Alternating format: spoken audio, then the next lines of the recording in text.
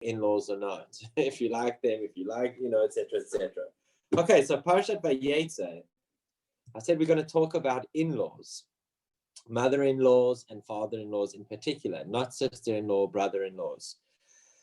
The two most famous in-laws that I could think of in the Torah is number one, Moses' father-in-law, Jethro, Yitro. He has many different names, but the most famous one is Jethro or Yitro. And this is from Exodus chapter 18, when Jethro meets Moses after the Jews have left, the children of Israel have left Egypt, and they're now in the desert. So Jethro comes to meet his son-in-law and his family, his daughter and his grandkids, etc., etc. And he's about to, say hello and what happened? Did you manage to survive Egypt, etc., etc.?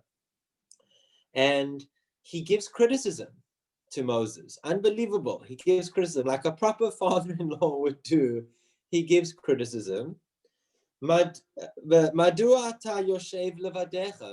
why are you standing and judging the people all day long? Good afternoon. I just want to see that. Good afternoon, Mike. Let's read. Someone just wrote something. I just want to see what it says. Oh, great. We got some people from Pretoria. It's his father's yahrzeit on this Sunday. Okay, so God bless you, Michael, for your yahrzeit. And I know this is being, yes, Michael Saskin, this is for your father, Elazar ben Yaakov. So we are saying these words of Torah in honor and memory of your late father. May you be comforted, and may his soul be blessed through what we're going to say. So that's a father. Now we're talking about father-in-law, but there is some connection. So Moses takes the criticism and he says, okay, I am judging the people from morning until evening. I am getting tired. What do you recommend? So he says, Jethro says pretty much what we have today, which we call a local court, a state court, a supreme court, etc., etc. Jethro says, why don't you set up God-fearing people, call them judges, let the judges who are not so old, not so, wise, judge the hundreds. And when those judges can't judge those difficult cases, let them go to higher courts who judge the thousands. And when those situations are bad, you can go to the next level. And finally, if those judges don't know what to do, come to me. And Moses says, that sounds like a good idea. It gets me out of a lot of work. Thank you very much. Vayishma Moshe et choten Yitro, et choten Moshe. He listened to the words that his father-in-law had told him. Now, there's various ways of understanding what was going on here. The Seforno and the Rashbam and the majority of commentaries on the Torah say that what Jethro was saying was, it's not just that I'm trying to help you, Moses, but it's not fair to your audience, to the children of Israel, that someone has to wait in line for 6 hours to see you to get a verdict on what to do. Now that was related, Jean, you asked me, where did I get my surfboard today? So I was told by Steve Weiss, who's a surfer here in Muizenberg, he grew up surfing here, that I need to go on Black Friday to Lifestyle Surf Shop, which is on the beach here in Muizenberg. At 7, not only should I get there at 7:30 a.m., but I should go from the day before to decide which board I'm going to get, because it's that full. So I did exactly as I was told. I went yesterday, I decided on the board, I arrived at 7:30 at Lifestyle Surf Shop, and little did I know that there were 50 people in front of me in line, not socially distanced, not wearing masks, etc. I said, I ain't going in there. So I waited till 9 o'clock to go in, and it was quiet and no one was there. And my board was taken, the second board was taken, but I still managed to find something that I very much love. And, it's the first time that I've actually chosen a board for myself. So that is what the Seforno says was the criticism of Jethro to his son-in-law, you know, be considerate, Moses, to all. For sure, another commentary says, it's not so much criticism, it comes from the negative aspects of being a father-in-law. What was Jethro saying according to the Bechor Shor? Not that it's not fair that everyone else is waiting for hours to see you. It's not fair that I have to wait to see you. You are my son-in-law. Why can't I just have a regular son-in-law that I can go and talk to, call on the cell phone to schmooze whenever I want? Now all of a sudden, my daughter married this man that I was very happy with, that I could talk to whenever I wanted, and all of a sudden I have to put my name down, and 6 hours later I get to see him. So already we see that the commentaries are giving classic ideas of how father-in-laws treat their son-in-laws. Are they criticizing? Are they trying to help them? Are they trying to say, what do I get from him, etc., etc.? But bottom line is, Moses did listen to his father-in-law because Moses respected Yitro very, very much. When we look at this week's Parashat Vayetzei, we see a very different father-in-law figure, but I would say he's also the second most famous father-in-law in the Torah. And this is Lavan in Hebrew, or Laban, who is Jacob's father-in-law. And everything seems hunky-dory. Jacob goes and meets him, he gets hugged, he gets kissed, he starts working for his father-in-law. Fantastic. His father-in-law says, why are you working for free? Let me pay you. Everything seems great. Until Jacob wants to marry his daughter. Sure, you can marry my daughter. Just work for me for 7 years first. No problem. I'll work for you for 7 years first. 7 years comes, marriage night, wakes up in the morning. What did you do to me, father-in-law?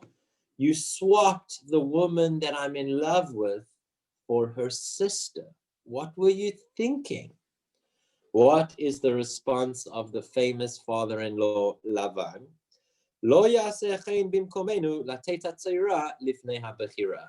It is not our local custom to marry off the younger before the elder. What do you think Jacob felt? Really? You couldn't have told me that 7 years ago? You had to tell me that after 7 years of hard work? What are you thinking? So Lavan and Jacob must have had a very different father-in-law, son-in-law relationship to Moses and Yitro. And again, the commentaries differ in how they understand this story. So the Seforno tries to make innocent of Lavan and says, Lavan claimed innocence by saying, I tried to marry you to the woman that you wanted, but on the night, all the other people in the town wouldn't allow it. They threatened me that if I didn't change the situation, I would be going against local custom and I'd be in trouble. Okay, so maybe Lavan was innocent. The Radak has a very different approach here. He says, he criticizes Lavan, and he almost says, it's not exactly what the Radak says, but I'm getting a little bit from what he says like this, is, yeah, you can have my daughter, have both daughters, 2 for the price of 1. Get rid of them. I don't even want them. Take both. But as long as you take the one that you don't want first, so that I know that you're going to take both. Unbelievable. So you read it from Radak. It's not that, Lavan was this peaceful, loving guy who was trying to, make sure that Jacob gets the woman of his dreams. Rather, no, get rid of my daughters, take both. Okay. Logically, to me, what Lavan was doing was he was excusing himself for wanting Jacob, who was the great worker, to work for another 7 years. So he was saying, yes, I changed it because I want you to stay here for longer, because I know that Now that you've done your term, maybe you'll leave. So that's why I did it. But he would never own up. Whatever the case was, those are two very different father-in-law, son-in-law relationships. Moses and his father-in-law, where there was a lot of respect, versus Jacob and his father-in-law, where there was trickery and some type of trickery maybe on both sides, because Jacob also just leaves his house one day with all his family and grandkids in a rush. So that was a more complicated situation. What does the Jewish law say about father-in-laws and mother-in-laws? Well, we know that it says in the Ten Commandments, respect your father and your mother. But does that include a father-in-law and a mother-in-law? I'll read you a quote from the Jewish law. This is from the Aruch HaShulchan, a very, very famous rabbi who writes about Jewish law in the 1800s. A person is obligated to honor his in-laws. We see this from the verse, which indicates that David, King David, called his father-in-law, who was King Saul, father. He didn't call him father-in-law, he called him father, meaning some type of endearment, as a sign of respect, since he was married to King Saul's daughter. So it's not in the Torah. King David and King Solomon is not in the Torah. It is in the Bible, in the Tanakh, but it's not in the Torah. So when you look at the Torah, you're not going to see anything about father-in-law and mother-in-laws in terms of our obligations towards them. But the Aruch HaShulchan, the Jewish law, does say that we do have a commandment to, or at least an obligation to respect our in-laws. Why? What is the reason for this? There's three different opinions offered that I know of in the Shulchan Aruch. The one is the Bach, and he says it's just a general respect of another human being who's older than you, particularly when they're esteemed. You know, like when you respect older people because they have wisdom and experience. Well, this is under that rubric of just general respect. It sounds a little bit funny that, because it's not just an older person than you. This is someone who's your father-in-law. I mean, it's close family. So that one's a little bit difficult to understand. The next one, the Pirkei Tshuva, says we respect our in-laws out of respect to our spouses. So it's not coming because we have a commandment to respect our in-laws, but we do have a commandment to love and respect our spouses. And everything goes haywire if we don't respect our in-laws with our spouses.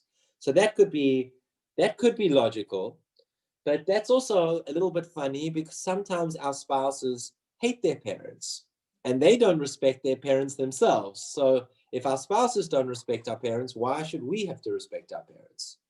And then the final opinion is the Tur, which says in-laws want the best for us because they want the best for their kids, which means the best for us. By the fact that they want the best for us, that's deserving of respect. Now that one I like a lot, but that's assuming that your in-laws want the best for you. That's not always the case. Sometimes in-laws try to break up marriages when they think that, you know, their son or their daughter is too worthy of you. So whatever the case is, you know, one has to respect one's in-laws. It's not clear why, but those are the three reasons given in the Shulchan Aruch. Now I want to just deviate a little bit to some psychology stuff about in-laws. Professor Stephanie Kuntz, she wrote a book called A History of Marriage. And she noticed how marriage has changed in history, and very recent history, it changed radically.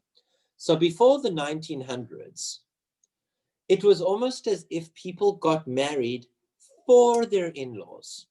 You know, you looked at reputable families, rich families, families who would take care of you, who would welcome you in. It was almost like you married the family. So it was unheard of in, you know, pre-1900s to not really think about the family that you're marrying. But comes along the early 1900s, she calls it the 1920s, but I'll tell you why I think I differ with her, is that she says in the 1920s was the first time in the United States that you started seeing people en masse saying statements like, I'm marrying you for love. I'm not marrying your family. Your parents don't matter in this relationship. There was even a play that she quotes in 1926, which was all about this. Now, the reason why I'm saying I think it was a little bit sooner than 1920s is because I remember this classic play that I saw when I was a child, and I've seen it many times since, called Fiddler on the Roof. And that's based on a book from 1905 or 1906, which is also about how a lot of the children broke away from this idea of marrying who the parents wanted them to marry and marrying just who they wished to marry. So, but I'm not surprised that the Jews did things a little bit quicker or sooner than she's quoting, because Jews are always just rebels wherever they are and try to, do things against the grain. Okay, anyways, that's what she says about the history. Now, we're today in 2020. Most people today definitely have the idea that when you marry someone, it's not that important who their parents are. And it's for various reasons. A lot of times, especially in the United States, you're not even living in the same city where your parents live. Some people only, bring back their fiance for the first time to meet their parents when they're already engaged. So that gives you an idea of, how far society has gone in this way. Quoting a psychologist, Dr. Terry Apter, who also says a lot about this subject, she wrote a book about this as well. She interviewed many families where she saw that the in-laws are considered an add-on to a relationship, but not essential. And she gave some statistics from all these numbers. She said that 60% of women, or first of all, let me say, although in-laws are add-ons, which she did say that she believes from these couples that in-laws are add-ons, but that's against the statistics, because statistics say that 60% of women experience sustained stress from a mother-in-law. I know that the jokes are all about the son-in-law with a mother-in-law, but it's actually statistically much worse with daughter-in-laws and mother-in-laws. So 60% of women experience stress, whereas only 15% of son-in-laws experience sustained stress from their mother-in-law. She explains this, the psychologist, that it's not a personal thing. It's a structural problem. I'm going to read her quote. Parents have anxiety. So the in-laws have anxiety how their bond with their child will be changed from this daughter-in-law or son-in-law. But the spouse, meaning the son-in-law or the daughter-in-law, is anxious at fitting into established patterns of another family's clan.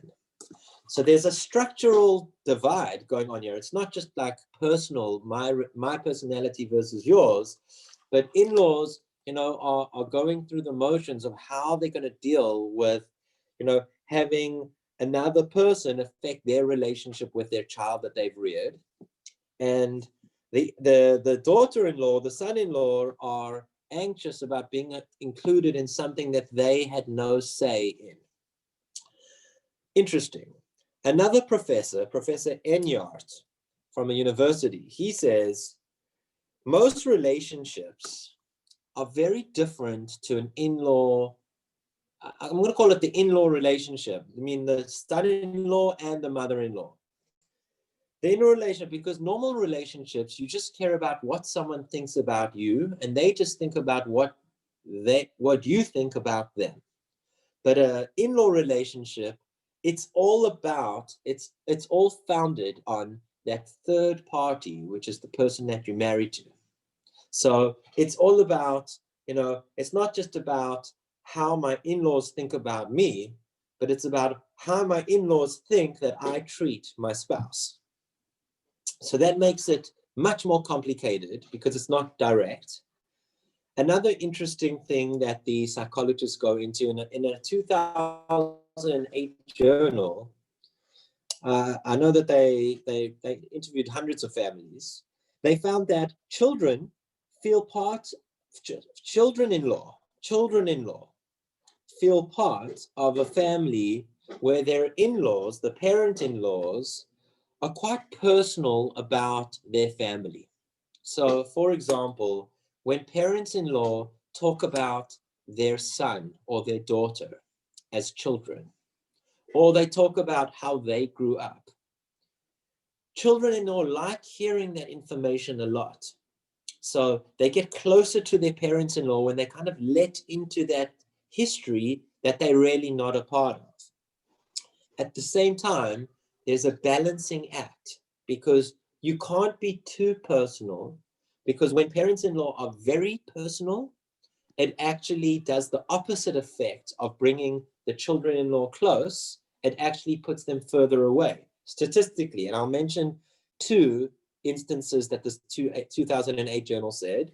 It said parents-in-law should never discuss their own marital issues that they have with each other with their son-in-law or their daughter-in-law. The son-in-law and the daughter-in-law are not interested in hearing. They don't like hearing their parents-in-law discuss their own marriage and their issues. And as well as children-in-law do not enjoy hearing the gossip of the family from their parents-in-law. They just lose respect from their parents-in-law when the parents-in-law are talking about crazy cousin Jack and, you know, this one got divorced and this one cheated and this one did that and this one did that. Children-in-law don't want to hear all that stuff from their parents-in-law. So those two things that the journal suggested, that parents-in-law should never do that with their children-in-law. Okay, last fact. This is again the psychologist Dr. Apter from a book. Feminists, unbelievable fact. When I read this, I thought it was so cute. So we live today in a world where feminism is very popular. And, you know, I'm not saying anything against feminism over here at all. I actually think it's fantastic. But even the most professional feminists, meaning mother-in-laws who are Fortune 500 CEOs, who stand up for women's rights and what a woman can achieve, when it comes to their son, they want their daughter-in-law to look up to their son. Their son is number one, not the daughter-in-law. That's where feminism gets kicked out the window by the most extreme and obstinate feminists when it comes to their sons. Unbelievable when I read that. Just to finish off, some practical tips about how to be a good son-in-law or daughter-in-law, as a couple, children-in-law to your parents-in-law. This is from psychologycentral.com. Number one, healthy couples realize their in-laws are different people with their own culture. So, you enter into a society, you enter into a relationship with whoever, you get married. All of a sudden, they're Italian or Colombian or American or South African, or they're from Sea Point and they're not from Muizenberg, or they're from Atlantic side and not Indian side, or whatever the case is. There's going to be a different culture clash at some point, and you just have to accept that, your parents-in-law have, idiosyncrasies because they're from a different culture. Number one. Number two, healthy couples make an effort with their in-laws. I know that sounds obvious, but some people just, think, well, it's so much hassle dealing with them. My wife will deal with that. It's her parents. Or my husband will deal with it. It's his parents. No, you make an effort and then your parents-in-law like you more because you made an effort. Number three, set clear boundaries with your in-laws. Now, boundaries goes in both directions. Boundaries could be, you're infringing on my space. I can't let you in completely. Sorry, mom-in-law, and you can't come every Friday night for dinner. We also like our own space. It could be that, but it could also be going in the opposite direction of reverence, where, Rabbi Michael Brody says he doesn't like calling his mother-in-law and his father-in-law by their name, even though by Jewish law, you're not meant to call your father or your mother by their first name, ideally, unless obviously they allow that. But out of respect, you call them father or mother or mom or dad. But your in-laws, you don't have that obligation. So you could call them whatever their names are. And Rabbi Michael Brody says, out of reverence, he tries to set a boundary that he doesn't call them by their first name out of respect. So that respect and those boundaries goes in both directions. Number 4, healthy couples separate their spouse from their in-laws. Obviously the apple doesn't fall so far from the tree, but at the same time, the apple can taste different to the tree. And, you can't assume that your spouse is exactly like your in-laws, because that's not true. Number 5, healthy couples communicate with each other about their in-laws. So although parents-in-law shouldn't be talking, about their marital issues with their children-in-law, at the same time, a couple who are married, they, how are you doing with your mom? How are you doing with your father? Are you still angry at your mom? Are you still angry at your father? Is there anything that I can do to help, etc., etc.? Healthy couples communicate about their parents-in-law. And lastly, healthy couples don't take it personally. Don't take it personally. Maybe your mother-in-law doesn't hate you, or maybe your father-in-law doesn't think that you're a loser. They would think that about anyone that their son or their father or their daughter brought home, because they'll never really be able to give up those strings that are attached. And just to end off, I'll end off with a quote and then a joke. The quote: set boundaries. Remember, it's only an opinion. They just people. Respect your spouse's attachments. Take deep breaths. And to end off with the joke about the mother-in-law, even though this whole talk was about trying to build the relationship, I'm just about to crush that whole thing. So Adam, the first man, says to the second man, my mother-in-law is an angel. The second man responds, you're a lucky fella. Mine's still alive. Okay, and that's enough for that. Okay, God bless you all. May we all be able to, remember that it is an obligation to respect your in-laws, as well as how do you develop healthy relationships with them. Michael, I will now say a haskara for your father in honor. Then I will do a Misha Bar if ever sick, and then we'll end off with a quick Shabbat service. El Malay Rachamim Shochen Bamromim Hamsem Menucha Nochana Al Kanfei Hashkina Bamalak Roshim Motorim Kozohar Mazirim Et Nishmat Elazar Ben Yaakov Shalach La'olamo Bavu Sha'anu Mitpalim Badad Askar Nishmata Bagan Eden Tay Menuchato Lachen Bal Rachamim Yasterei Beseter Kanafav La'olamim ויצור בצורכים את נשמתו, אדוני נחלתו ונח בשלום ומשכבו, ונאמר amen. A prayer for the sick. If anyone knows anyone who needs healing, please think of them at this time.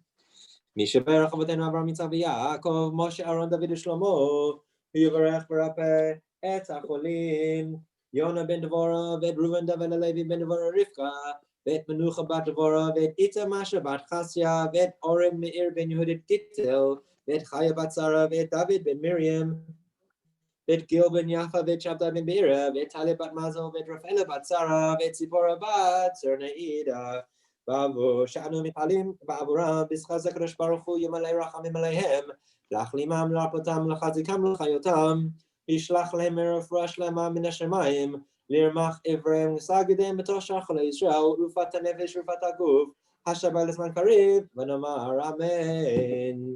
Now a quick Shabbat service. ידיד נפש אברחמן נשוך עבדך אל רצונך ירוץ עבדך כמו אייל ישתחווה אל מוהדרך ירב לו ידידותיך מנוף עצוב וכל טעם יגאלנה ופרוס חביבי עלי את סוכת שלומך תאיר ארץ מכבודך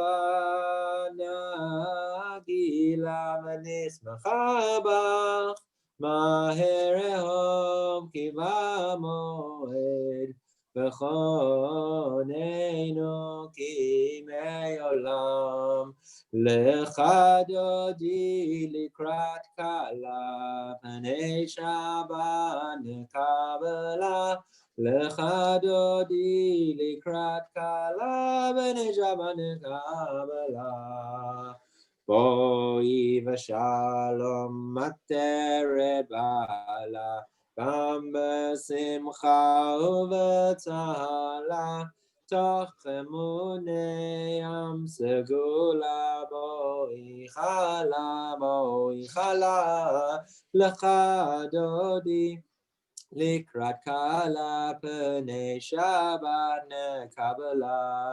מזמור שיר, מזמור שיר, שיר ליום השבת. מזמור שיר, מזמור שיר, שיר ליום השבת.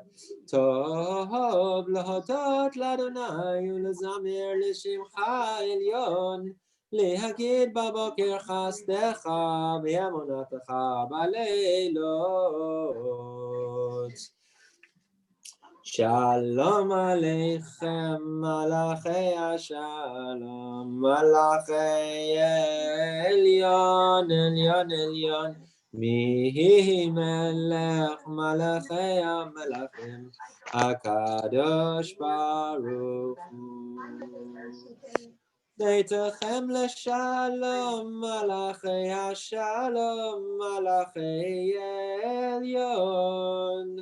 מי מלך מלאכי המלאכים, הקדוש ברוך הוא. Before we end off with Yigdal, next week the shul will be open, but I will still do an early Shabbat service on Zoom for those who are not wanting to go and be with other people in the synagogue.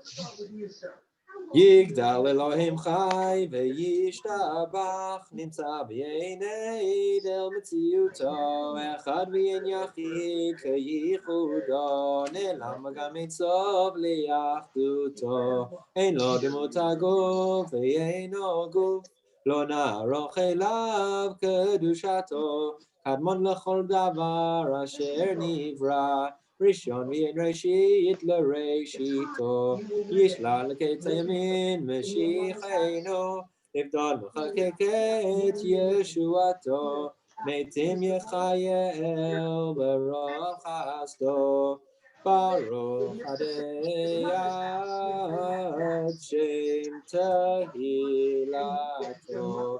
I'll ask everybody to unmute yourselves and wish everyone a good Shabbat. A healthy Shabbat. Shabbat shalom. Shabbat shalom. Thank you, Anne. Shabbat shalom. Jacques and Ilmin, Alfonso, Cecile, Melanie, great to see you. Ruth Reichlin, Josh, good to see you too. David and Mariam, good to see you there. Steve, I got a board. Yeah, it was your honor, Steve. You got me to do it. Joan, good Shabbos. So now that I've got a board, everybody's welcome to come serve with me. Good Shabbos. I've got a spare board. Okay. God bless you all. Thank you for being here. And just remember, in-laws, that's it. I'm not going to finish. We're all in-laws. I've been blessed. It was my grand-in-law's 86th birthday this week. So God bless her. Admea Vesrim. And we all be able to somehow foster happy and healthy families, both our families and our spouses' families. It is a balancing act, and we're up for the task. Okay. Cheers, everyone. Nice to see you. Good Shabbos. Thank you. Shabbat shalom. Mike, Shabbat my shalom. condolences to you, Mike. Cheers.